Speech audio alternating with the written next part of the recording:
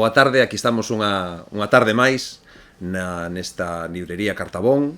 Sabedes que é o noso orgulloso patrocinador desa sección de Conversas Biosbardia, Os Oficios do Libro.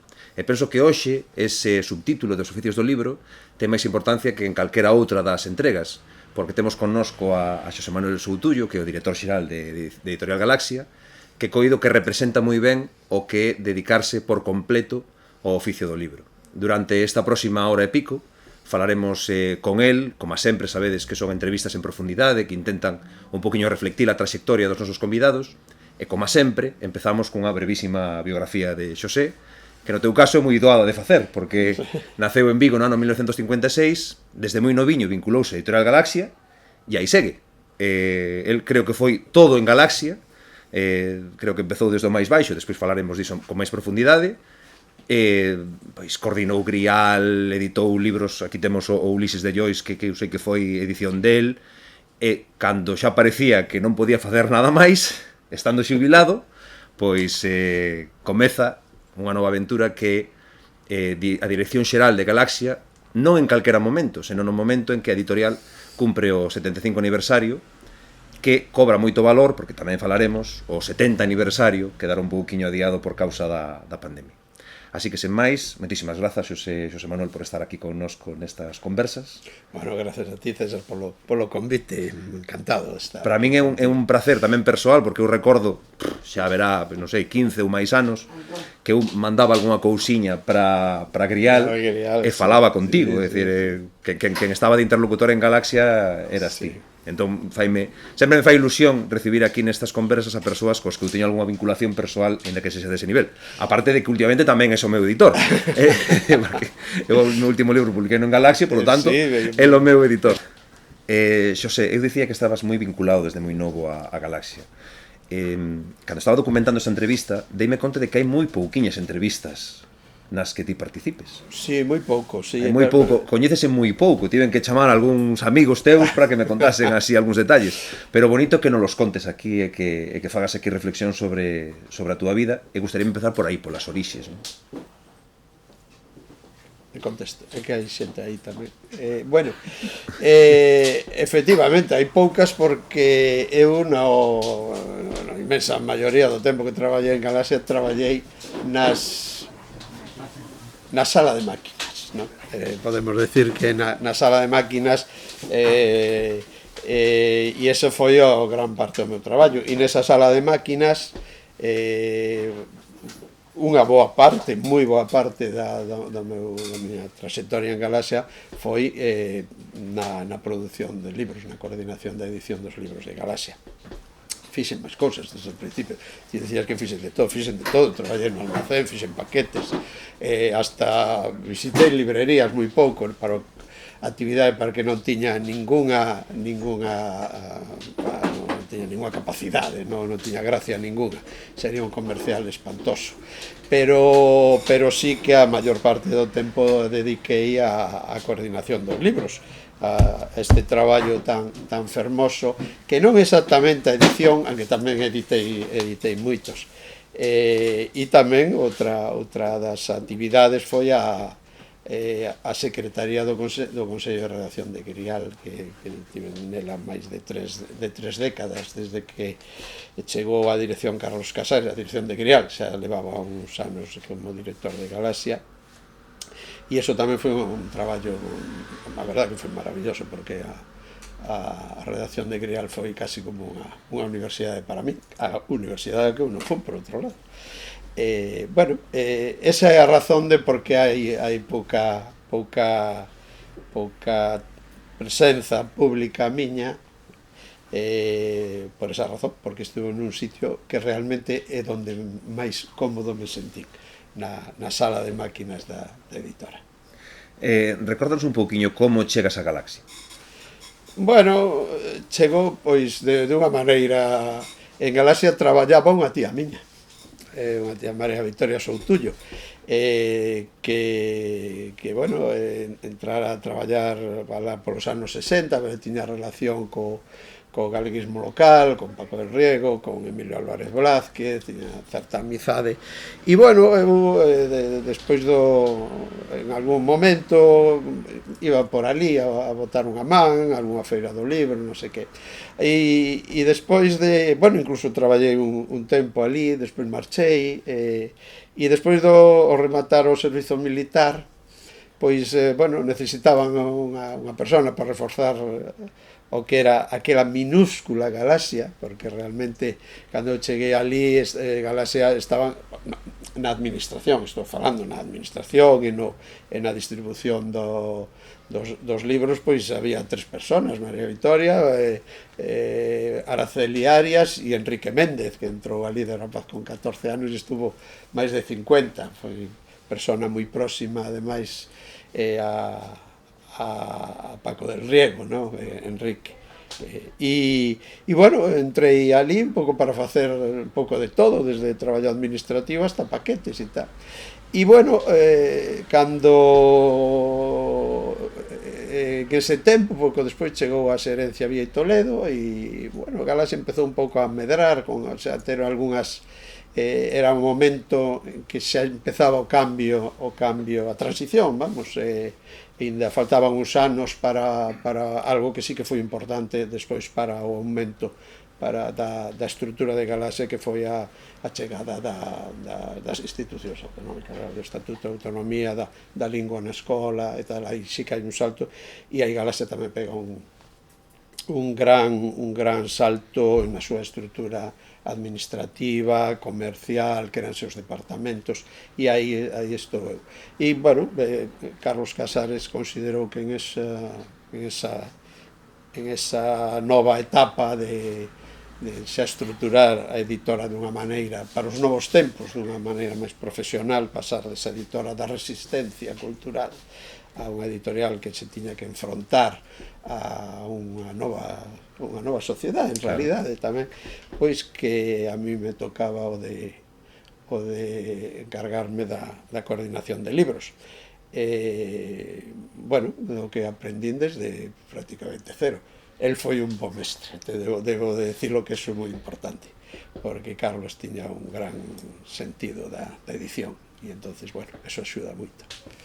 Un poquinho por seguir na prehistoria, ti, durante a infancia, a adolescencia, pensaches en algún momento que te ias dedicar ao mundo do libro? Algúnha ilusión juvenil tiven por ser libreiro, porque os libros sí que desde rapaz me interesaron como lector. E algunha vez, sí, en esa etapa así de non saber que ser no futuro, pois o de ser libreiro andou pola cabeza, pero, bueno, nunca cheguei a dar, xa non tive necesidade, nunca cheguei a dar ese paso para ter unha librería tan fermosa como a que teñen aquí Gonzalo e Maribel, ¿no? Que sería, naquelas miñas ilusións juveniles, sería este un pouco o modelo, ¿no? E outra pregunta relacionada con isto, coido que non tes nada publicado. No, bueno, cousas, artigos, cousas... Claro, cousas moi... Non teño ningunha paciencia para, e seguramente ningunha competencia para... Pero non hai nada nos caixóns? Non. Algúna vez pensei en escribir algo memorialístico, pero descartei hai tempo facelo, aunque Marcos insiste últimamente moito en que debo de facelo, pero non o vou facer. Non o vou facer porque algunha vez que tomei notas, cando paso os recordos as notas, collen un aspecto que collen unha trascendencia, incluso se poden interpretar de maneiras que a mí non me gustaría. Quero decir que incluso anécdotas, bueno, insustanciales ou menores, que fan referencia a terceiras personas e tal, unha vez que as pos no papel, collen unha... E Galaxia eu sempre entendí como unha cousa sensible, que hai que un obxecto que hai que cuidar con moita atención. E entonces creo que non... Para facer tamén unhas memorias que sexan, bueno, unhas vidas de santos e cousas así, para eso non ten interés para min.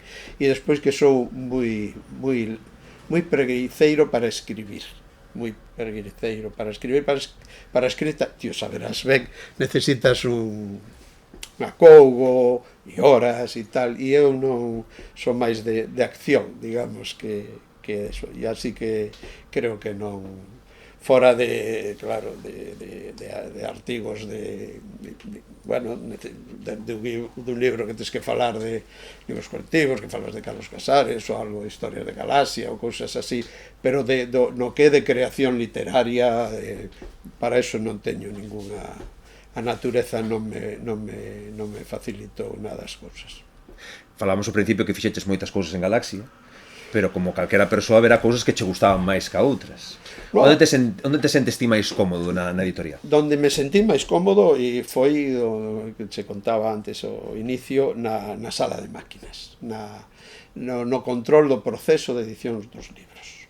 Desde que empezas o proceso de maquetación, a coordinación dos correctores, ata que o libro chega a imprenta. Ese proceso de estar atento a como se vai construindo o libro en ese sentido, ese o donde, que por outro lado, dada como son, que son máis ben unha persona tímida e reservada, é donde, en eso decías ti que había pouca presenza pública miña, é donde hai en esa non escuridade, pero en ese sitio así recollido, que non ten esa proxección cara fora, como é o do editor, da parte máis, bueno, como agora, que tens que estar en moitos sitios públicos, non é o que a mí máis me satisfizo. O que me satisfizo é que ao meu ordenador ou a miña mesa chegase un original e ver uns meses despois, cando viña convertido xa nun volume, e despois ese medo de cando abres e abras por la página que abras, aí está a gralla esperando por ti. Sempre, ademais é tal cual, non hai, da igual, hai todo que sexa grande, que sexa pequena, sí, que o libro o visas 100 veces ou 200. É unha edición absolutamente exquisita. Contaban Carlos Casares unha anécdota alá polo ano 74, creo, máis ou menos. Tampouco ten moita importancia. Todo o grupo Galaxia fixo, sin que el o soubese, unha edición de homenaxe a Paco del Riego. Unha edición non venal, unha edición moi bonita, da que se encargou da parte gráfica Luis Seoane, e da edición, de coordinar a edición, de encargar as colaboracións, todo eso de costas a del Riego, a Paco. E entonces Dónega prestou unha atención especial ali, todos os textos e tal. Bueno, resulta que cando o seu libro estaba preparado, convocaron a todo o grupo, a un grupo amplo, que son os colaboradores dese libro, deben de ser 25 ou 30 personas, entón ali deronlle a sorpresa a Del Riego, e Dónega dixo: este é o primeiro libro da historia que sale sin unha gralla. Carai. E entonces non sei quen foi deles que abre o libro e dixo: Marino, mira. E ali estaba, e sei onde está a gralla, porque estaba no índice, porque eso vin non hai moito, o ano que lle dedicaron as letras a Del Riego, vendo ese libro, bueno, ali na Penzol, e dixe: onde estará a gralla esa? Porque cheguei a pensar que era unha das historias que nos contaba, claro, Carlos, que eran moi divertidas, bueno, divertidas contadas por él, sobre todo, e dixe: bueno, será unha historia así. No, pero ali estaba a gralla. Bueno, pois eso, donde máis a min a satisfacción personal máis grande foi sempre a sala de máquinas da editorial, sí. É que eu creo que ten un poquinho de maxia, non? Dicir, a xente que non traballa neste sector, cando ti explicas máis ou menos en consiste o traballo, non? De que convertes unha idea nun obxecto, claro, é un pouco difícil de entender porque estamos afeitos a que pase da materia a materia. Sí. Pero o libro é a única cousa que pasa da idea a materia. A materia, efectivamente. E antes tens que imaginalo antes de velo. E para as persoas que non están familiarizadas co que é o proceso de edición, bueno, os escritores, as escritoras, os autores, tal, bueno, isto sí, pero as persoas que non é difícil explicarlo. A min moitas veces, incluso amigos, hasta que, bueno, co tempo van sabendo, pero creen que eres un impresor. Básicamente o que eres un impresor, que ti recibes un libro e que o imprimes. Non sabe moi ben que é eso, pero efectivamente pasar das ideas, das palabras do autor a sacar isto xa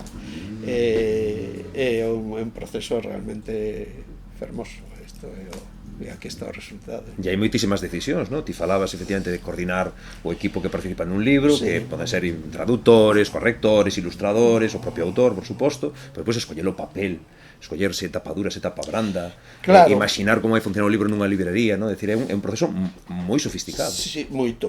Hai un proceso inicial que é a asignación dos libros ao tipo de coleccións. Nunha editorial que non deixa de ser unha editora xeralista como é Galaxia, claro, onde publicamos desde pues, álbumes a unha revista, libros de poesía, guías, literatura infantil, álbumes, bueno, unha enorme cantidad. Este ano temos programados 130 títulos en papel, que é unha cantidade realmente co equipo que temos asombrosa, non? E bueno, cada libro hai que... Pero eso funciona en equipo, quero dicir, o labor por lo menos en Galaxia entendémoslo así, ¿no? Que o labor de edición, o labor editorial é un labor de equipo, un labor donde participa a diseñadora, donde o maquetista, o editor literario, o coordinador de producción. Eso é un labor de equipo, que todo fai moito máis doado, pero é moi complexo realmente a edición, é unha cousa moi complexa para un obxecto de un valor material baixo, en realidad, claro, para das obras. Non é un coche, claro. Non, efectivamente, non un coche nin siquiera un teléfono móvil. Exacto. É un valor relativamente pequeno, pero a cantidade de personas, o proceso é un proceso moi complexo, porque despois sae da editora, vai a imprenta, pero despois está a parte técnica, a parte industrial, claro, da edición, e incluso que remata con esas máquinas maravillosas que encadernan os libros. Si tú somas toda ese proceso, esa cadena de valor, é un milagro que un libro custe 18 ou 20 euros. Sí, e logo din que son caros. E logo din que son caros, efectivamente. Como o do peixe, non? Que o peixe está caro. Pois isto é igual, se ti ves toda a cadea do libro, é algo realmente increíble, non? E bueno, pois así. Volvemos ao pasado. Ti xa fuches nomeando algúns dos directores e persoas relevantes cos que traballaches, e a mí gustaríame un pouquiño que recordases esas figuras, non? Empezando, se queres, por quen foi seguramente o teu primeiro xefe, non? Que foi Paco del Riego. Non sei como recordas. No, Paco, bueno, en un tempo si Paco ainda estaba de xerente, pero non estaba presencial. Paco del Riego exercía a súa xerencia desde a Fundación Penzol. Desde a súa Fundación Penzol e desde en aquel tempo a Dirección de Artes Gráficas Galicia. Realmente era algo asombroso, ¿no? Porque esa capacidade de traballo, porque ademais todos os días sacaba algún artigo e, bueno, eu creo que ali na Penzol, ali os nosos técnicos ali creo que calcularon como uns 4.000 artigos, ¿no? Entón, bueno, todo eso facía. Con Paco del Riego eu era moi rapaz, tampouco cheguei, trateino despois xa cando el ainda xa non tiña labores executivos en Galaxia, pero estaba ali na Penzol e a relación era porque ali íbamos a buscar moitos materiais que necesitábamos para edicións de libros nosos, non? Pero realmente, bueno, tuve un tempo coa xerencia vía Toledo, pero realmente para min quen foi a figura na miña biografía como editor especial foi Carlos Casares. Con el aprendín realmente os fundamentos da edición, e ele era ademais unha persona moi fácil traballar con ele, a verdade, era unha persona moi próxima, era E despois era un editor realmente exquisito, era moi cuidadoso cos textos, moi cuidadoso cos materiais que decías ti antes, escoller o papel, moi cuidadoso cos materiais, tiña moito gusto, tiña unha bagaxe intelectual extraordinaria que non impresionaba, que non impoñía, que eu que debín de tomar varios, sin exagerar, centos, senón algúns miles de cafés con el, nunca me sentín, nin eu, nin os interlocutores que tomamos café con el, abrumados polos seus saberes, que sí que os tiña. Entonces era moi fácil, e transmitía os seus saberes con...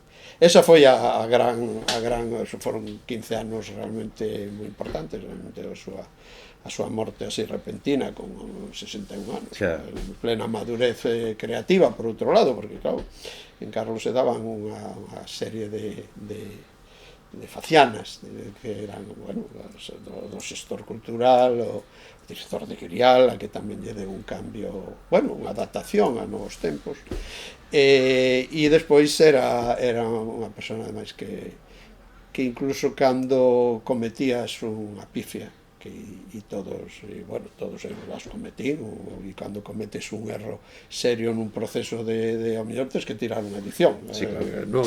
Non é un tema menor, desas non tive moitas, pero bueno, incluso era a maneira de xestionar eso tamén era moi... Entón, bueno, a verdade é que para mí Carlos foi fundamental para esa transformación miña en persona que, bueno, con algunha competencia para a publicación de libros, sí. E despois, bueno, tamén a etapa posterior con Víctor Freixanes, pois tamén Víctor viña dunha trayectoria editorial realmente extraordinaria, director xeral do grupo Analla, do grupo, antes fora, bueno, antes de Xerais, despois foi para Alianza, pero depois o grupo Analla, entón podes imaginar os súas saberes editoriais, non? E tamén con ambos os dous, ademais de traballar moi próximamente e moi próximos, con ambos tive unha relación personal boa. Eran personalidades diferentes, bueno, Víctor afortunadamente ainda o é, pero, e por tanto a relación se estableceu de outra maneira. Con Carlos foi moi próxima e con Víctor depois acabou sendo de amizade personal, con Carlos tamén, pero bueno, de outra maneira, porque tamén as súas personalidades eran diferentes, moi distintas. Con Carlos Casares o que se viviu foi esa etapa que falabas, esa transición, ¿no? Sí. do franquismo á época autonómica, e con moitas decisións que marcaron despois o devir de Galaxia. Por exemplo, que Galaxia non publique libros de texto, por exemplo, entre outras moitas decisións. Publicamos libros de texto en dúas etapas, sí. Chegamos a publicar libros de texto que a min como editor un traballo que tuve que facer libros de texto e é moi engorroso e pouco grato para mí. Seguramente habrá editores que editando libros de texto serán felices, non creo. A mí cústame creerlo. Si, nós tuvemos en Galaxia dúas etapas de libros de texto. Unha primeira que en colaboración con SM durou uns anos, quero recordar, con libros de primaria e tamén de primaria, que era XB, creo que aínda creo que se chamaba así, e tamén coa etapa seguinte. Pero despois tivemos nos libros xa de creación propia. Non foi un gran éxito de Galaxia, hai que recoñecelo, pero o traballo fosen despois un éxito, non? O traballo e aí fixemos libros tamén, xa creo que se chamaba primaria, e libros da ESO e algunha cousa máis. Tuvemos uns anos, foi toda a experiencia é importante, non? Pero e aí sí que me encarguei casi de todo o tema da producción, pero non é non é un traballo editorial que a mí me satisficese. Eu creo que a ninguén. Creo que non sei. son labores moi Sí, además mecánicos, está moi moi aburridos. presionado polos Polos prazos, aí non hai ti tes que estar para cando nos colexios haxa que presentalos, non podes ter nin atraso, porque entonces xa se complica moito a cuestión comercial. É unha cousa, para mí non foi unha actividade grata, aunque, bueno, traballei e depois demanda moitas horas, e como son moita xente na que participa no proceso de creación os equipos xa de creación do propio libro, e despois necesitas moita eso que contaba antes no libro de texto ainda se complica moito máis, e despois, bueno, había que competir con as grandes editoras de libro de texto que estaban profesionalizadas exclusivamente en eso, bueno, en algunhas coleccións de literatura infantil. Entonces, claro, te enfrontas a unhas maquinarias que ainda fan máis, si queres, angustioso o proceso de facelas. Pero en calquera caso, sí que foi exitoso nesa época, nos anos 80, foi consolidar, por así decirlo, a biblioteca de clásicos modernos que tiña Galaxia, casi en exclusiva, porque evidentemente na época do franquismo todos os grandes nomes editaban en Galaxia porque non había donde, e a creación de novas coleccións que se adecuasen máis aos gustos máis modernos. Realmente con Carlos hai dous aspectos. Por un lado, o que comentaba antes de preparar organizativamente a editora para esa nova realidade, ¿no? Entonces, bueno, que eras un departamento comercial, o departamento administrativo, o departamento de producción, empezamos a maquetar os libros internamente, que antes se facían a través das imprentas, tal, bueno, comunicación, quero dicir, xa tiñamos un equipo pequeno, pero un equipo que foi xa, que era capaz de enfrontarse a todas estas necesidades que ten unha editora das características, como contaba antes, generalistas como Galaxia. Pero por outro lado, claro, cando Carlos comeza a súa etapa como director, alá polo ano 85, Galaxia non publica non chega a 30 novidades anuais. 10 anos despois estábamos nun cento. Claro. Un cento, e iso levaba acompañado, pois, eso, novas coleccións, novos, e eso é ese salto nos demandou moito, a mí tamén, claro, porque pasar de 30 a 100 significaba moito. Tuvemos que poñer en marcha equipos de correctores, bueno, foi un traballo, foron uns anos moi intensos en ese sentido, e moi bonitos tamén, a verdad, é que desde ese punto de vista foi moi interesante, e aí se sentaron as bases, eu creo que da actual Galaxia, ¿no? que creo un pouco de fachenda, vou non decir que este ano, por exemplo, estamos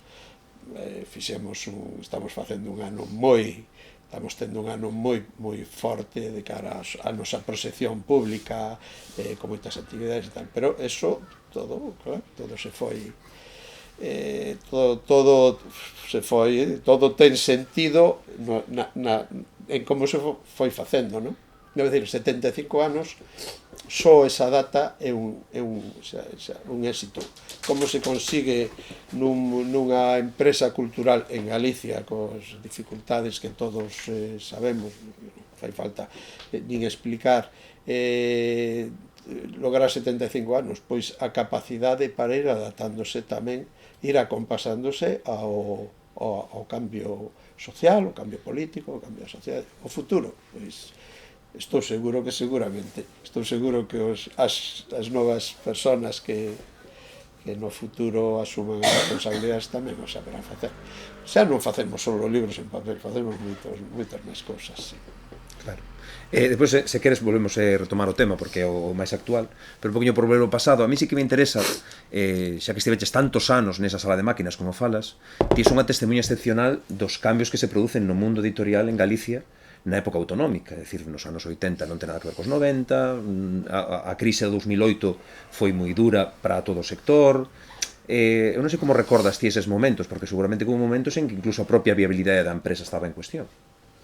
Bueno, Galaxia pasou tempos moi duros, incluso antes do pero, e sempre tivo hai que ser xusto. Nos momentos duros, por exemplo, da ditadura, cando a cousa estaba moi apretada, hubo personas que puxeron ali os seus cartos para sair desa situación.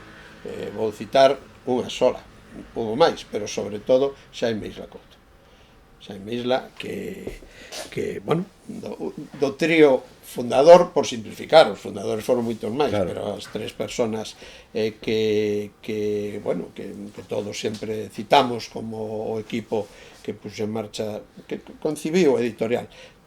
Que iso hai que matizar un pouco, que son Xaime Isla, Francisco Fernández Rego e Ramón Piñeiro, e Xaime, que é o que tiña os medios económicos máis mellores medios económicos, cando en momentos de apuro aí estaba.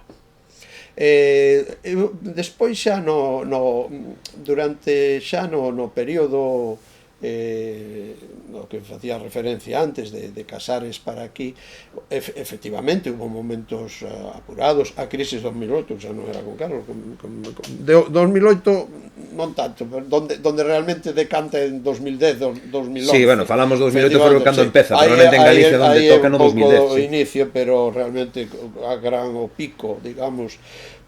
Pero eu creo que Galaxia aguantou razonablemente ben. Hubo que facer esforzos tamén o personal que estábamos nese momento ali, tuvemos que facer un esforzo incluso salarial para que a editora saíse desa galerna tremenda, pero eu creo que recuperou con un breve tempo, quero dicir, ese pico tremendo, e en poucos anos estábamos xa outra vez en navegación con vento de popa ben potente, non? Pero si cambiou tanto, por exemplo, cando empezamos a publicar alá polos anos 80 libros infantís, álbumes infantís e tal, apenas tiñamos ilustradores, claro, ilustradoras, pero era escasísimo. Entón, hubo un momento en que repetían porque non, eso agora iso é extraordinario. Que pasou? Pois pasaron moitas cousas no país, entre outras que aquí en Pontevedra temos unha facultade de Belas Artes que antes non existía. E iso é como todo, quero dicir, en moitas cousas Galaxia foi aí vanguarda en ese sentido, como foi no ano 58, cando Xaime Isla, en este caso tamén, decide poñer en marcha unha revista de economía de Galicia, porque os estudios económicos en Galicia eran inexistentes, e ainda non había facultade de ciencias económicas. Entonces, digamos, Galaxia, en outros tempos, asumía roles que en realidad en unhas circunstancias de normalidade democrática, de normalidade civil e de normalidade cultural non tería que ter asumido, non? Bueno, eso pero sí, o mundo editorial cambiou muitísimo. Ten en conta que eu ainda vin compoñer por exemplo, o Grial con linotipia, que eso xa, desde o punto de vista técnico, por exemplo, eso tamén entonces ali co chumbo e o caldeiro ali de chumbo fundido ao lado e a botella de leite do linotipista, porque os vapores do chumbo son moi venenosos, non? Quero dicir, en 40 anos a transformación de todo do mundo do libro foi tremendo. E Galaxia, bueno, eu creo que soubo ir acompasándose, ir adecuándose a esas circunstancias de cambio, non? Que ademais non sei se estás de acordo comigo, pero eu penso que en Galicia a industria editorial asumiu unha parte de normalización do idioma neste caso, que un pouco por incomparecencia das institucións autonómicas que nunca se tomaron demasiado en serio nese papel, non? É dicir, a industria cultural tivo que facer un pouco ese papel de dicir, bueno, pois somos a nosa cultura tan importante como outra calquera e imos reivindicala, non? Bueno, a propósito do que comentaba como anécdota o tema dos ilustradores, vamos a ver, no que atinxe a cultura e a cultura do libro, que detrás da cultura do libro están as creadoras e creadores, non hai Claro. cultura do libro sin escritores, sin personas como a ti. Entón, eu vou escapar da choromicada, porque creo que o éxito é enorme, quero dicir, a pesar de todos os pesares, a pesar, bueno, ahora estamos en un proceso de dificultades coa lingua e tal, pero a cantidade de creadoras e creadores, de xente nova, que durante estas décadas se foi sumando o discurso cultural en Galicia, é increíble, vamos. Pensar o que agora hai, se o pensásemos no ano 75, non daríamos crédito. Xa. Hai como unha disfunción entre a realidade, digamos, saímos daqui, vamos aí, da realidade da rúa e a realidade cultural. Tamén no mundo editorial. A Asociación Galega de Editores creo que anda agora polas 50, Sí, máis ou menos, sí, 50 ou 52 editoras. Unha parte delas naceron nos últimos anos, son de xente moi nova que se suma, que arrisca, tal. Bueno, algunhas delas non sobrevivirán, terán un tempo e desaparecerán, serán sustituídas por outras. Outras, espero, porque iso é unha riqueza tamén da nosa cultura, que se consoliden, que ocupan novos nichos, esos nichos van adiante porque hai creadoras e creadores para esos novos nichos. E eu, en ese sentido, creo que a cultura galega está en un momento de creación moi importante. Podo ir ao socorrido dos premios que nos últimos anos foi recibindo, de recoñecemento de fora, pero pensemos na cantidade de premios literarios que temos no país. É algo asombroso. Bueno, pois si hai, é porque tamén hai vocación de quen os convoca. É dicir, se o Concello, non sei, de Viveiro, por poñer un exemplo, un concellos pequenos, ademais, ou medianos e tal, convoca un premio de novela de non sei que características, ou do Grove, ou o que seja, é porque aí hai xente que está comprometida co discurso cultural, coa necesidade de dar saída.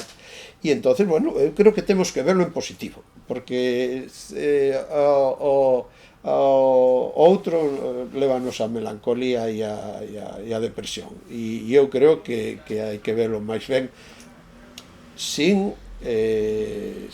esquecer e sin dar a espalda aos problemas reales que temos problemas moi serios no tema da lingua e sobre todo de que todo isto, en isto que estou falando hai moita xente nova, pero hai moitísima máis xente nova que a donde non estamos chegando.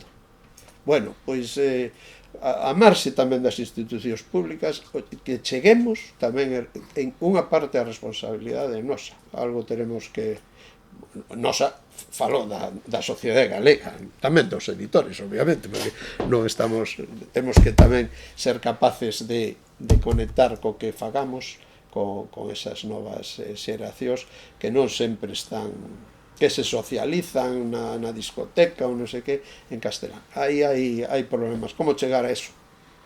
Bueno, non son sociolingüísticos e ni siquiera os nosos sociolingüistas seguro teñen fórmulas máxicas, como non hai fórmulas máxicas para resolver os procesos sociales, cando hai problemas, bueno, hai que buscar as fórmulas para resolverlo. Bueno, eu non son, sin ser optimista no tema da lingua, porque sería un pouco irresponsable, pero, bueno, creo que temos que traballar e seguramente atoparemos camiños para resolvelo, porque este é o principal da nosa personalidade, vamos. Eu non concibo unha Galicia sin lingua de seu. Outra cosa é as dimensións dela. Pero, bueno, eso xa sería outra cosa que non é o tema do día. No, pero está ben falar, porque para iso estamos aquí, para falar de todo o que che apeteza. Dentro de Galaxia, para min, hai un concepto que é moi valioso, que me refería antes a él, que é a biblioteca dos clásicos modernos, non? É dicir, aí está o legado das grandes figuras, de Otero Pedrallo, de Álvaro Cunqueiro, de Blanco Amor. Cando eu era rapaz, xa hai bastantes anos, xa hai 30 anos, no ensino, eses eran os libros que realmente eran os que acababas eu na casa. Os libros que teño que comprei daquela época en galego pois eran iso, eran Asmorga, era libros de Cunqueiro. Decir, eu non sei se hoxe vos, por iso te pregunto a ti como editor xeral de Galaxia, que tes acceso aos datos de vendas e de influencia, se siga vendo esa influencia, é dicir, se realmente vos polas vendas dos propios clásicos vedes que son clásicos que están vivos. Están vivos, pero xa como lecturas, te refires sobre todo a súa lectura no ámbito escolar. Claro, eso era na miña época. Claro, sí. Mellor hoxe estáse vendendo moitísimo en librería. Foi moi importante eso durante un tempo, pero efectivamente a propia pluralidade, a propia cantidade de creación nova que hai actualmente, pois moita dela, ademais, bueno, moita dela, algunha dela que se escribe profeso para ese mundo escolar, pois obviamente despraza un pouco desplazou, bueno, un pouco un tanto aos que chamamos clásicos na escola, non de todo, pero porque realmente o que hai moitas coleccións, moitos escritores, moitas editoras que están sacando nos tamén coleccións pensadas un pouco para ese mundo xuvenil, bueno, xuvenil, escolar, dos banzos altos da escola. Nos seguimos con todas as obras dos clásicos vivas, reeditámolas constantemente, pero claro, xa non son, hubo un boom extraordinario nesos anos, porque realmente as bibliotecas familiares estaban baleiras, claro, dese tipo de libros. Agora non. Quero dicir, hai moitas casas e hai coleccións importantes onde ali está a Esmorga, ou os Camiños da Vida, ou os Dous de Sempre, bueno, o Fidalgo e outros relatos de Otero. Por certo, ano que ven son os 50 anos do falecemento de Otero Pedrallo, así que tamén teremos que pensar en Galaxia en ter un ano oteriano, xa lle estaremos dando voltas dentro un pouco. Bueno, esta é unha paréntese. Pero bueno, nos seguimos asumindo como propia responsabilidade que os clásicos estén vivos.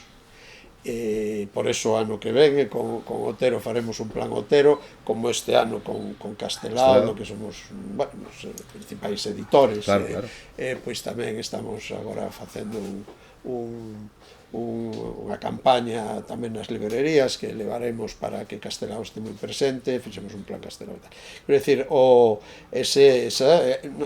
nos sentimos responsables dese catálogo e de telo vivo.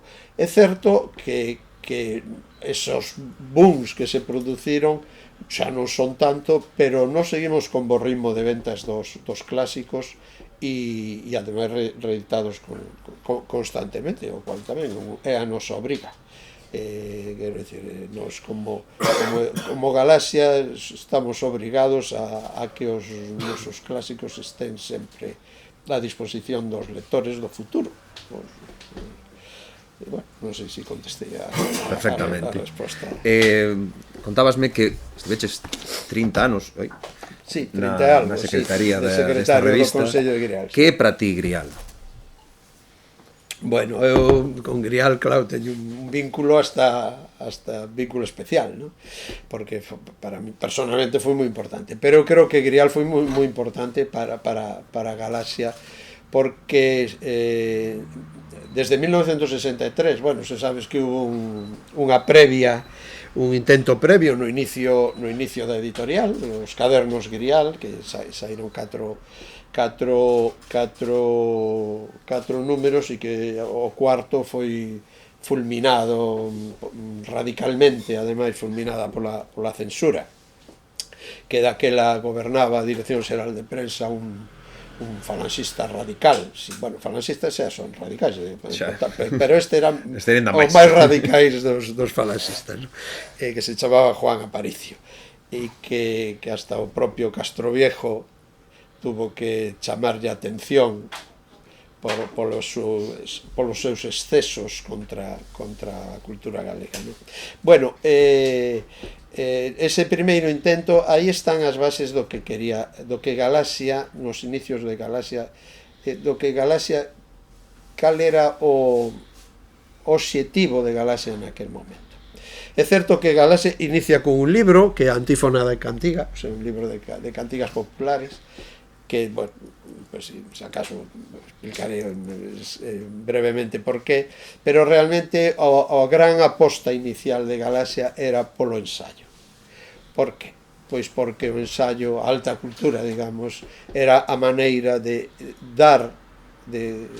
dar mensaxe á sociedade de que a lingua galega era unha lingua que se podía enfrontar a calquera unha lingua con as mesmas potencialidades que as grandes linguas europeas. E iso era o que esa colección Grial quería ser. E aí está, bueno, o grupo inicial de Galaxia, un grupo de ensaístas, claro. Celestino Fernández la Vega, Ramón Piñeiro, son Domingo García Sabel, son ensaístas. Non é que foron de nacemento, pero tamén se aplicaron a eso porque ese era un obxectivo clave. É certo, os cadernos Grial en el cuarto número, bueno, e ademais os temas que tratan sobre aspectos económicos e xurídicos, bueno, en realidad esos cadernos era unha revista enmascarada.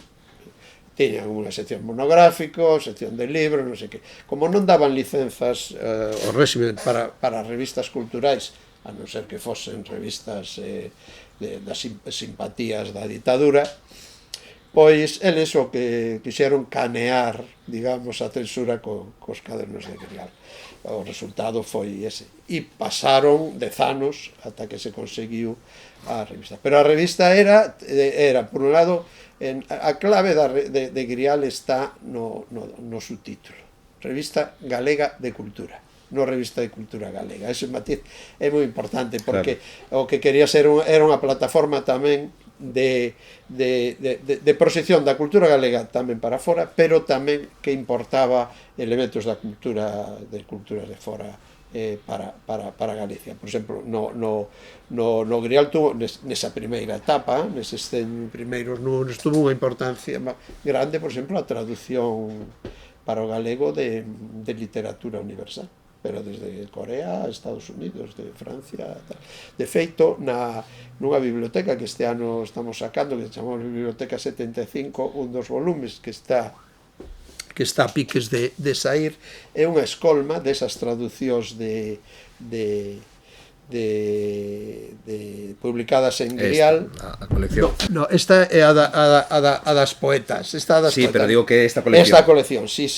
Nesta colección diz que aparecerá unha escolma de traducións publicadas en Grial. Bueno, o Grial tamén se foi mudando co tempo. A segunda etapa, digamos, os primeiros 100 números foron codirixidos por Ramón Piñeiro e Francisco Fernández del Riego, e despois no ano 89, Carlos Casares, bueno, eles no número 100 deixan a dirección, Carlos Casares asume a dirección, incorpora un consello de redacción de xente daquela nova, donde, bueno, a mí me pide que me encargue da secretaría do consello, que era un pouco a coordinación dos encargos dos traballos. Era un consello que era un consello que sí que se reunía e aconsellaba e traballaba, porque ás veces nas revistas os consellos son máis nominais que outra cosa. Este non foi así. E a revista amplía tamén os temas, incorpora unha cousa que na etapa primeira foi episódica, pero que nesta foi xa xa non foi episódica, foron boa parte dos números que era un tema monográfico. E esos temas monográficos pois hai desde fotografía a ciencia, de historia a filosofía. Quero dicir, amplíase o seu campo de acción, pero sempre con ese obxectivo de ser unha plataforma para a reflexión tamén sobre os problemas do país e para para a cultura así con ambición, non unha revista de información, con todos os respetos dito para a revista de información, obviamente. E bueno, nesa despois a dirección chegaron Víctor Freixanes e Enrique Montagudo que codirixiron a revista, e eu continuei ali con eles, e despois ata que, bueno, cando levan 30 e tantos anos eu xa pedín papas pero e que tamén en aquel momento tamén o deixou Víctor, porque tamén deixaba Galaxia tamén, e foi cando asumiu a presidencia da Academia, e quedou de director Enrique Montagudo, que de momento que segue sendo, non? Segue sendo. Non sei se a recente escolla del como presidente da Academia, a situación de Víctor, vai provocar algún cambio aí? Non sei aínda, pero bueno, eso será unha reflexión que en principio terá que facela Montagudo, e despois, por Galaxia non vai ser, e despois compartirá con Galaxia, obviamente, claro, porque Galaxia sigue sendo o seu consello de, bueno, o consello pasou a ser moi importante en todas estas décadas, como que non vou agora aquí a citar ese longuísimo, porque seguro que esquecería algúns nomes importantes, pero calquera persoa que tivo valía en Galicia estivo aí, pero claro, non sí, é fácil facer esa... Sí. E bueno, sigue sendo, eu creo que sigue sendo moi importante para a Galaxia Grial, polo que ten da súa bagaxe histórica, e porque sigue sendo un lugar onde se pode reflexionar sobre temas do noso tempo, non só de Galicia, sino tamén con esa idea de revista galega de cultura. E hai que lembrar que... Entendendo agora a cultura como unha cousa moi ampla. Claro, máis alado do que é libresco, por así dicir. Dicía que, aparte de poder conseguila en papel a día de hoxe, está ben recordar a xente que nos está vendo e oindo que está accesible na internet dunha maneira moi fácil. Hai unha hemeroteca digital de prácticamente todo o que está producido. Está todo que realmente está aí resumida a historia recente de Galicia. E ademais agora, como outra das moitas iniciativas do ano 25 relacionadas con 75 anos, imos comezar xa co primeiro número deste ano, que está agora está no forno, a sacar tamén en edición digital, quero dicir, en suscripción digital. Podrás ser suscriptor de Galaxia en papel, ou ser un compromiso que asumíramos para sair este ano, e despois de resolver os problemas técnicos, porque que tamén hai, pois presentarémolo en breve, que será a mesma revista, pero bueno, en unha plataforma digital onde se podrá descargar. Pero sí, é certo que dos números de Grial, excepto os dos 2 últimos anos, que reservamos un poquinho de tempo, están todos a través da web de Grial, unha parte que se chama hemeroteca de Grial, no espazo de Grial, e ali se poden consultar en PDF. Isto que estou dicindo agora non son PDF, son o equivalente a un EPUB, a un libro digital, que tamén facemos libros digitais. Temos xa un catálogo de aproximadamente 700 ou 700 e pico libros digitais do Fondo de Galaxia, que vamos incorporando tamén ao noso catálogo digital. Non só somos, xa deixamos de ser só editora en papel, somos máis cousas. Sí, depois preguntarei tamén diso, pero quería falar de outra institución que creo que é particular, que é a Fundación Penzol. Non sei se nominalmente ainda estás dirixindo a Fundación. Nominalmente e efectivamente. Efectivamente tamén. Eu pensei que simplemente que tiña o cargo, pero que, decir, aparte de dirixir Galaxia, tamén dirixes a Fundación. Sí, bueno, a Fundación, hai que decirlo todo, non demanda as enerxías que demanda a Galaxia, que tamén se for así. Claro, pero no, e ademais ali na Fundación Penzol hai un equipo de profesionais de bibliotecarios e arquiveiros, que son os que realmente o día a día da Fundación son os que fan o traballo, pero bueno, sempre hai cousas que facer. E si, dirixo a Fundación Penzol porque cando me xubilei non me deixaron marchar para casa. No, a verdade que a Fundación Penzol forma parte do proxecto Galaxia, está íntimamente vinculada a Galaxia. Bueno, tanto que vou dar un dato que non que sabe, incluso é a principal accionista de Galaxia, a Fundación Penzol. Pero bueno, eso no, a efectos do que vamos a falar agora, eso carece de, bueno, non é que carece de importancia, pero bueno, non importa. Entón, cando me xubilei no ano 21, pois bueno, unha das xa me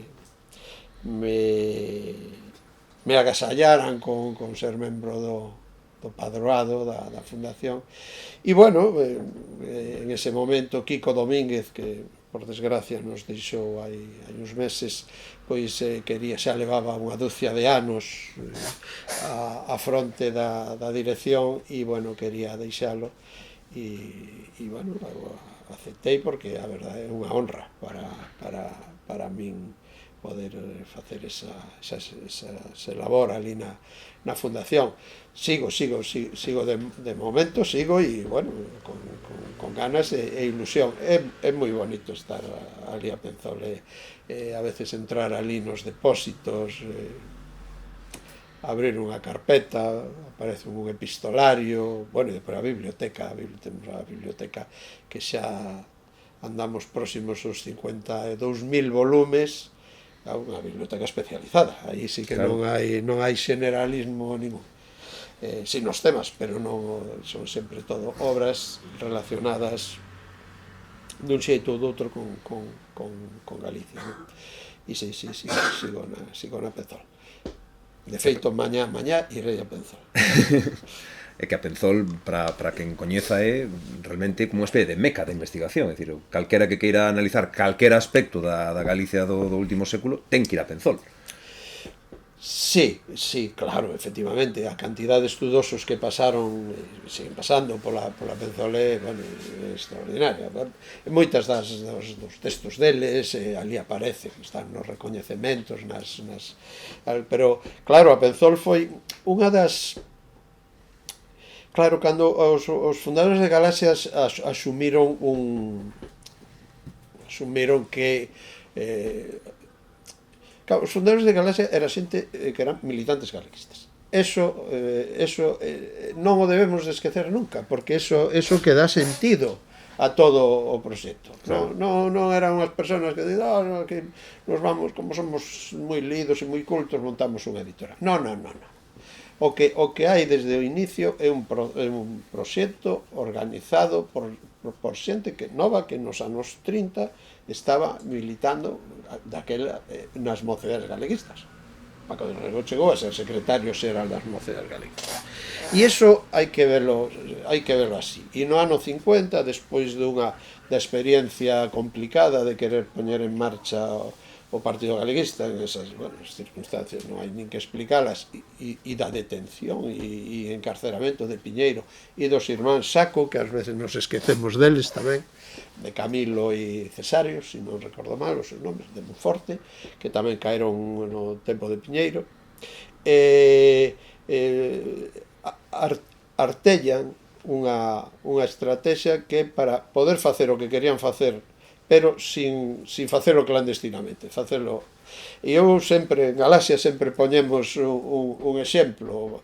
Cando se reunía o comité executivo clandestino do Partido Galeguista e era interceptado eso pola policía, todos aqueles personas que ali estivesen iban a prisión, e polo menos de 6 anos para arriba, e supoño que máis, sin contar outras cousas que che podían pasar. Esa mesma reunión, as mesmas personas, falando do mismo, sendo os mesmos e cos mesmos obxectivos, sendo o Consello de Administración de Editorial Galaxia, non é que non estuveran vigilados, que estuveron moi vigilados, pero tiñan ese amparo, bueno, con limitacións, pero ese amparo que era das sociedades anónimas, era unha sociedade anónima, e ali aqueles señores se reunían, e incluso isto é unha opinión miña, crearon un consello, unha especie de consello técnico asesor que eu interpreto como que era ampliar a posibilidade de que máis militantes pudesen reunirse con amparos digamos administrativos, de instrumentos administrativos que se foron inventando. Bueno, dito isto, todo isto viña a conto da Penzol, xa me fun por aí, xa marchei por aí a dar un paseo. Bueno, o asunto é que o de Penzol forma parte diso mismo. Aí as xentes de Galaxia tiveron a enorme fortuna de que un deles, porque Fermín era un deles, Fermín está no proxecto, ingresa no Partido Galeguista do ano 31, Fermín está na dirección clandestina do Partido Galeguista, é o que sustitúe a Piñeiro nas tarefas de secretariado político cando Piñeiro vai a cárcel. Era un tipo, ademais, que están as cartas aí firmadas por Santiago Pol, que era o nome de guerra, o nome clandestino que utilizaba, e era un tipo de moita firmeza, pero que levaba xa unha boa parte da súa vida, aínda sendo novo, acumulando un patrimonio bibliográfico e documental extraordinario. Porque el de novo se aficionou a esa actividade. O que empezou sendo visitar librerías de vello para conseguir tal, pero ao final descubriu ali Galicia, e descubriu en Madrid, porque un día aparece ali un periódico século XIX, o tío Marcos Laportela, outro día ve unha edición de Cantares Gallegos do 63, ali bueno, e iso é o que o encamiña para facer esa. E nos anos 50, xa con Galaxia xa creada, Fermín está nos órganos de dirección, nos órganos no Consello de Administración de Galaxia, o sea, é unha persona completamente entregada á causa, pois ten xa un patrimonio moi importante, e en paralelo a eso, porque hai documentos donde con Piñeiro e el ademais establece unha relación moi próxima, donde tiñan a idea de crear un centro de estudios galegos.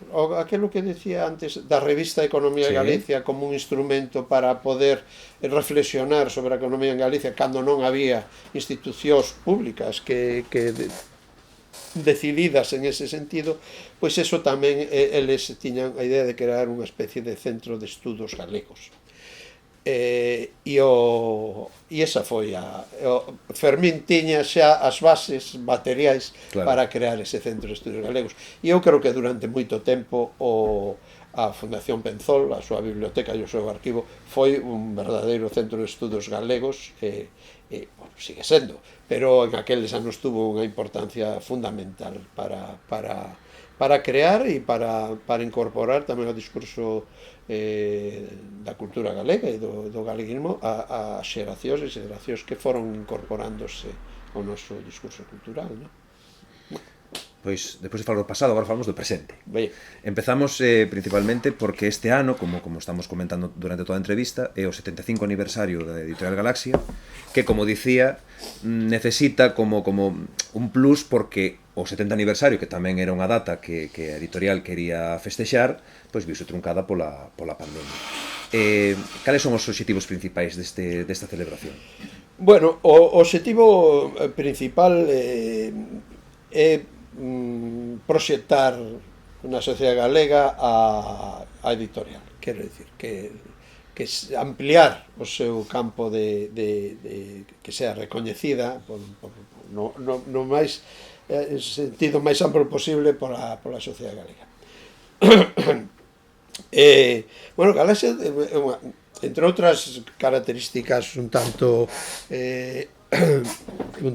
especiais, é que é unha editora que aparece nos libros de texto, cual eso xa é unha curiosidade, unha cousa especial, non? Creo que por todo isto que levamos falado, non? Pero este ano, 75 anos, como antes dixes, son moitos anos, e de alguma maneira nos queríamos que eso aproveitar para dar un impulso máis a editora, que tamén nos axude a impulsarnos para outra nova etapa, polo menos outros 25 anos, ata os 100. Vamos a ver se ali xa será difícil, pero eu fun ao acto onde Galaxia celebrou os 30. Foi un acto humilde, ás 7 da tarde, 8 da tarde, no Hotel Compostela en Santiago, que foi onde se fixera a Asamblea de Fundación no ano 50. E ali falaron, creo recordar, Piñeiro Seguro e creo que Xaime Isla. E non recordo moito máis. Se fixera Galaxia unha publicación en formato papel e tal. Despois, si, os 50, xa con Carlos Casares na dirección, xa tuvemos un plan máis ambicioso, incluso fixemos aí na Casa das Artes unha exposición grande e bonita, que foi unha das primeiras experiencias en organizar exposicións, que agora é tamén unha actividade que facemos con asiduidade, non? E este ano, queríamos ter moitas actividades que nos permitisen ter visibilidade. Eu creo que a estas alturas, que ainda non levamos medio ano, porque ainda estamos no mes de maio, xa conseguimos, bueno, decir sin vergonza ninguna, que conseguimos, que cumplimos plenamente esos obxectivos. Pusemos en marcha a colección dos 75 anos, temos unha exposición itinerante, unha exposición grande e poderosa, que onte se inaugurou, que está itinerando polo país, onte se inaugurou en Ourense, a próxima etapa en Ferrol, remataremos en Vigo contra finais de ano, e será tamén faremos, coincidindo con eso, faremos unha especie de celebración, xa veremos que significará eso, porque ainda non temos claro, de celebración de fin de ano, de balance do ano. Pusemos en marcha incluso algún espectáculo que andan por aí, que de Monicreques, con Tanxarina, para levar tamén a idea de Galaxia aos máis cativos, porque para todo temos que atender a todos os públicos. Bueno, ainda temos aquí en Vigo pendiente de facer no segundo semestre algunhas actividades. Estamos con uns foros de Grial, que son 4 foros de Grial, xa celebramos 2, o próximo é na Coruña, o mes que ven, e son foros monográficos, precisamente para que alimentarán tamén os números deste ano da revista. O primeiro foi en Pontevedra, alrededor de temas de arte, o segundo foi en Santiago, con temas de demografía, economía, territorio, tal, e, bueno, entón, porque queríamos que o Grial tamén se sumase a celebración dos 75 anos. O mes de xullo, bueno, xa se fallou, o mes de xullo presentaremos a novela dos 75 anos, ese premio convocado por unha soa vez, como pasou cos 25 anos de Galaxia, que gañou Carlos Casares, con Xoguetes co tempo prohibido, unha obra que xa forma parte do noso patrimonio literario, non? Que 10 anos despois sería director de Galaxia, además, bueno, porque el xa estaba, xa era unha persona próxima a Galaxia, e sobre todo nun vínculo moi especial con Ramón Piñeiro, non? Convocamos por primeira vez, xa se fallou, e tamén vamos a presentar dentro de pouco un premio que é esa convocación de continuidade de literatura infantil e juvenil. Tiñamos aí unha especie de oco que non acabábamos de resolver ben, e o convocamos este ano por primeira vez. Aí vamos, ademais, chamamos de Premio de Literatura Infantil e Juvenil Neira Vilas. Vamos da man tamén coa Fundación Neira Vilas, porque tamén é importante establecer colaboracións con institucións culturais do país. Sempre mellor si sumas que si restas. Iso sempre. Entón, bueno, seguramente me quedan algunhas cousas por aí, pero quero dicir que é un bueno, incluso faremos unha exposición en Ourense, creo que a finais de xullo inauguraremos, sobre os escritores ourensáns en Galaxia, porque en Galaxia tiveron unha importancia tremenda, unha porrea de escritores. Por eso, empezando por Ramón Otero Pedrallo, que foi o primeiro presidente, e durou ata que faleceu en 1976, o primeiro presidente do Consello de Administración de Galaxia, que aqueles novos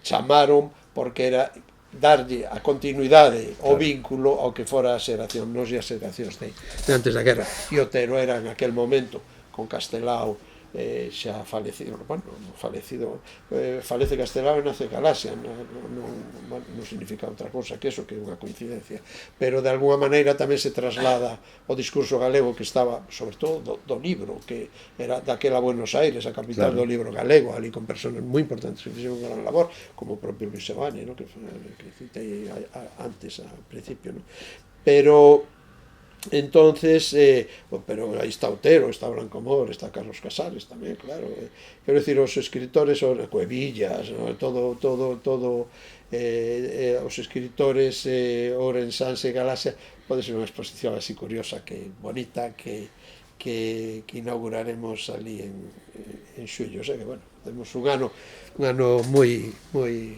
intenso e bueno, estou moi contento. Levamos toda esta entrevista falando de que ocupaches moitos espazos na editorial ata que che toca, o mellor incluso cando ti xa non pensabas, ser director xeral. Pero a primeira curiosidade é, cando ti non eras director xeral, seguramente, ¿no? Como calquera que tivemos xefe, seguro que che pasaba pola cabeza, se eu fos o xefe facía isto.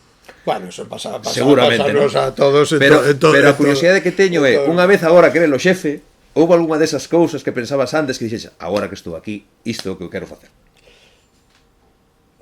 Bueno, pois collesme así, non sei que contestar. Pois seguramente algunha sí, bueno, vamos a ver. Cando eres xefe, que, bueno, a mí non me gusta moito eso, pero bueno, sin duda a impronta persoal se nota. Bueno, supoño eu que se nota, eu notai en outros, supoño que outros os notarán en min, claro. Eso é sobre todo estilo. Si eu, por exemplo, unha cousa na que fago moito fincapé en que en compartir co que eu lle chamo, ali chamamos o equipo editorial, que son os responsables das distintas departamentos, das distintas seccións, e eso facelo moi en equipo. Facelo moi en equipo porque eu creo que é moito mellor para unha xestión, e porque é moi importante que todo o equipo saiba que coñeza que están facendo todos os restos do equipo. Claro. Todos teñen que saber que, non o detalle, non o tal, pero saber cales son as liñas de comercial. A responsable de comercial ten que saber como está incluso porque se publica isto e porque non se publica este outro. Estar moi atentos a todo tipo de noticias, de novidades, tamén administrativas ou de axuda, o que sea. O día a día dunha editora, bueno, falo por Galaxia, pero sospeito que isto, salvando que cada empresa ten unha cultura empresarial propia, que é a que vai construindo ao longo da historia, pero tamén das personalidades que llevan marcando unha certa esa impronta, non? Pero entón eu si en algo quero facer fincapé, creo que o fago, e creo que ademais o facemos a veces con demasiado dedicación, no sentido de gastar moito tempo, e o de traballo en equipo, do que o equipo editorial este moi activo e moi coordinado. Eso sempre sí, sempre houve en Galaxia eso, pero eu doulle moita importancia a ese tema, porque, e ademais creo que incluso dunha maneira egoísta, porque quen máis se beneficia de que o equipo funcione é o jefe que distí, o director en este caso, que é o que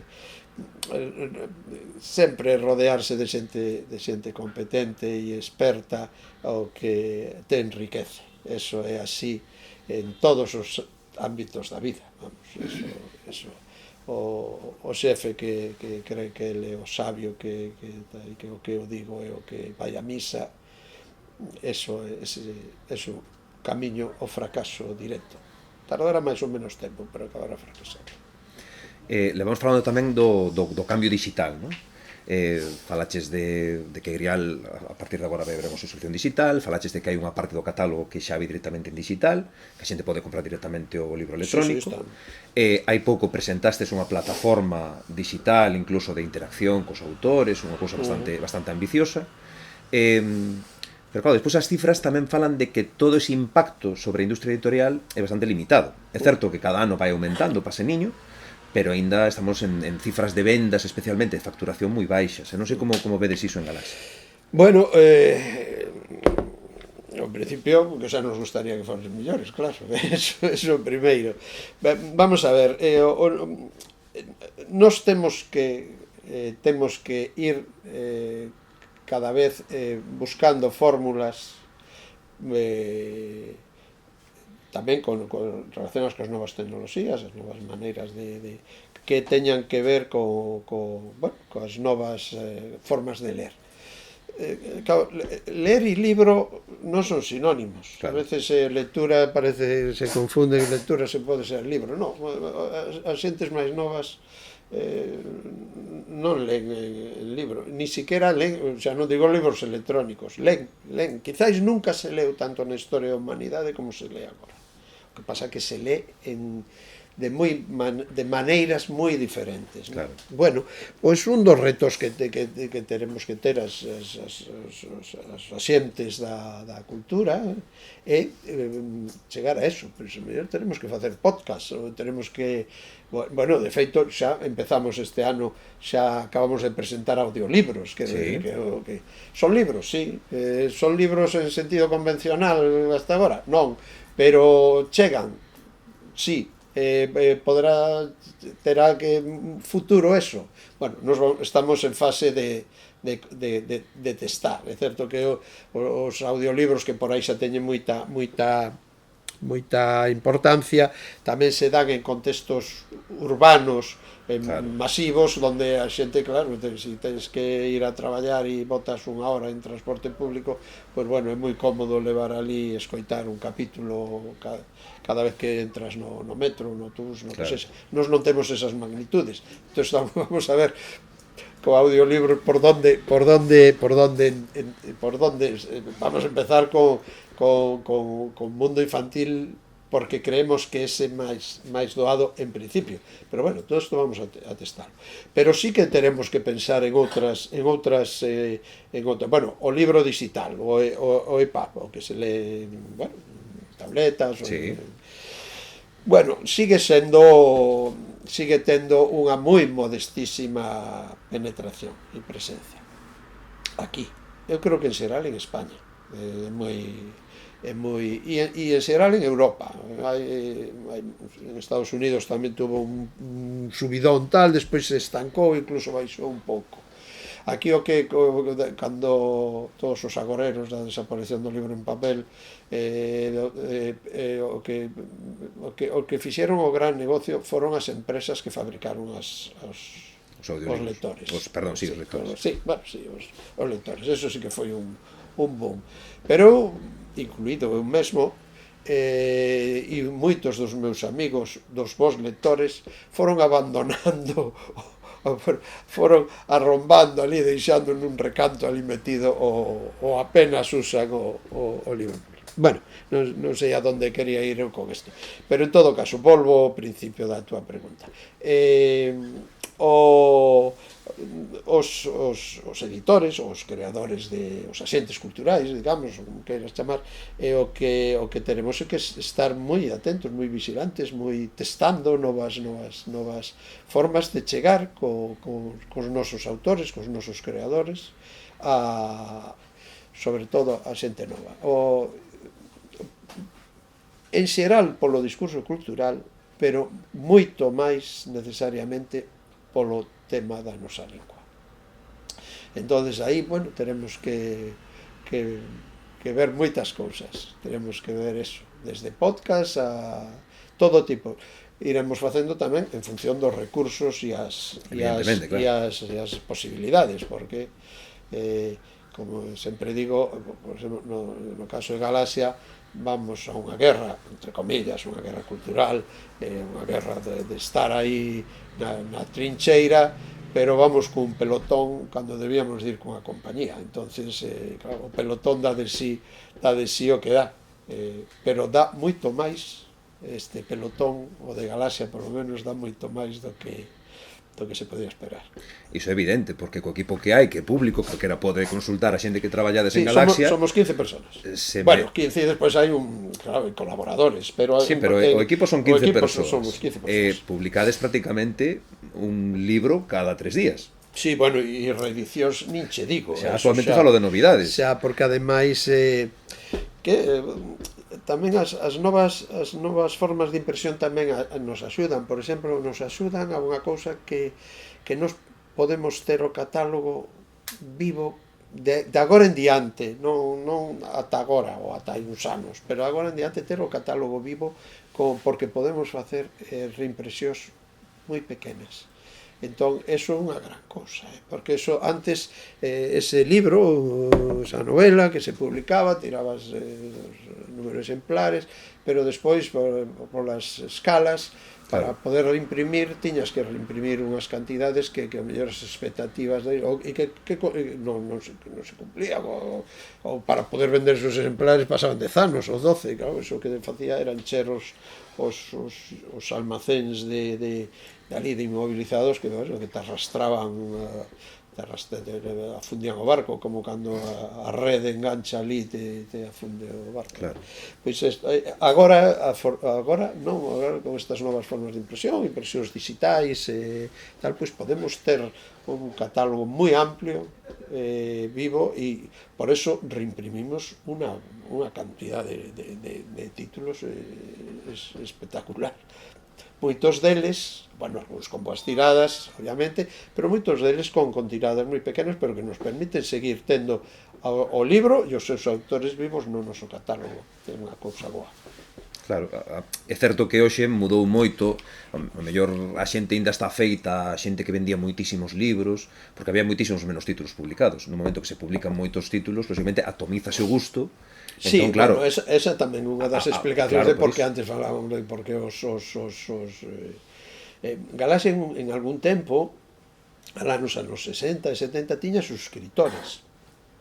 Foron moi importantes porque eso, cando a nosa presenza nas librerías era moi dificultosa. Bueno, contaba del Riego que levou os primeiros paquetes, el incluso de baixo tal, ali aquí as librerías de Vigo, a veces ni siquiera en depósito lles querían coller, porque tiñan medo. Claro. Non é porque fosen refractarios a que os libros fosen en galego, tal, non, era medo. E, bueno, xa poñernos nun escaparate, bueno, ni de coña. Eso costou. Pero, bueno, aquel grupo de suscriptores, os 200 e pico, 300, que creo que chegou a ver, eran moi importantes. O xa te daba un colchón. Aqueles, claro, se publicaban un número de títulos que compraban todos. Claro. Era impensable que unha persona, calquera de nós, compre todos os libros que se publiquen en galego, porque eso, bueno, xa non é por economía, claro, pero nin siquiera por espazo, nin nada, é unha locura. Porque o tempo é limitado. O tempo para ler. Entón, esa atomización non hai que verla en sentido negativo, todo o contrario, quer decir, unha atomización porque a oferta que temos que debería ser máis, seguramente, pero todas estas novas editoras que son mozas, ademais das novas editoras estas, seguramente ampliarán a oferta editorial do país, eso espero. Bueno, pero entre o que cabe, Galaxia é, decir, ten ensayo, ten narrativa, ten poesía, ten libro infantil, ten álbum ilustrado, ten traducción, é dicir que a vocación generalista mantédela. Sí, por suposto, como non pode ser de outra maneira, vamos, eso e tal, bueno, e un dato, dunha maneira e outra xestionamos 11 premios literarios. A maiores diso, efectivamente. Claro, eso te explica o volume no que estamos instalados, e publicamos eso, uns, ademais de papel, pois uns 70, 60, 70, depende do ano, EPUBs, o sea, a versión digital das novedades, non de todas, pero de unha boa parte delas. Bueno, moito traballo. Moito traballo. Xa para rematar, Xosé Manuel, gustaríame saber, xustamente porque levas moito traballo, porque levas moitos anos traballando, non sei se ainda quedan enerxías para novos retos. Porque agora son 75, pero dentro de 5 anos son 80. Bueno, pero no, Por iso os digo. que eu levo na mochila, Exactamente. Porque a editorial cumple, pero os que Tamén os traballamos cumprimos. cumplimos, e eu xa non son un rapaz precisamente. Bueno, o futuro está por escribir, eu aí non vou facer, non teño bolas de cristal, non faría eu agora, na miña circunstancia, unha gran proxección de futuro de tempo, quero dicir. Pero bueno, estarei ali o tempo que tamén os órganos de goberno da editorial confíen tamén en mí, quero dicir, eso é unha decisión do Consello de Administración da editorial, do que eu tamén formo parte, por outro lado. Pero bueno, eu creo que Galaxia está en boa saúde, eu creo que goza de tamén. Este ano notamos moito recoñecemento a donde vamos coas nosas iniciativas cos 75 anos, e iso quer dicir que, bueno, que estes 75 anos algunhas cousas fixemos ben, senón aquí non estaríamos. Moitas seguramente.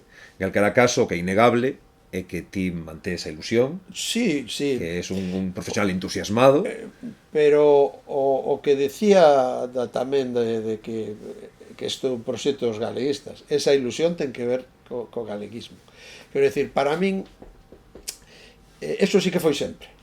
Para min, personalmente, Galaxia non só foi un sitio onde a fin de mes gañaba uns cartiños para comprar os garabanzos, non?